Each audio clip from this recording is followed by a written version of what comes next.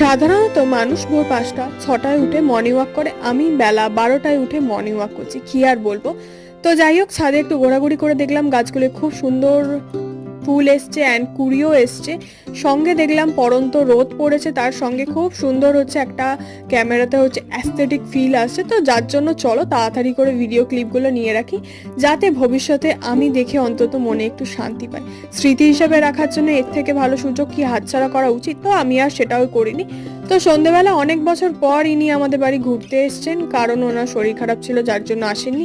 আর দুজনে একটু চায়ের পার্টি করলাম, শীতকালে চায়ের পার্টি না করলে হয়। তারপর উনি হচ্ছে বসেছে এখন সিরিয়াল দেখতে, মানে কি বলবো, বুড়ো বয়সে সিরিয়াল দেখার ইচ্ছে হয়েছে, মহাভারত দেখতে উনি ব্যস্ত। তো যাই হোক, তারপর তো উনি চলে গেলেন আর আমি এখন বসেছি হচ্ছে কাজে, অ্যাজ ইউজুয়াল আমার বোরিং কাজ করতেই আমাকে হবে। যাই হোক, কাজটা আমি মজা করেই করি। তো চলো দেখা হচ্ছে তোমাদের সাথে নেক্সট ভিডিওতে, ততক্ষণের জন্য টাটা, বাই বাই।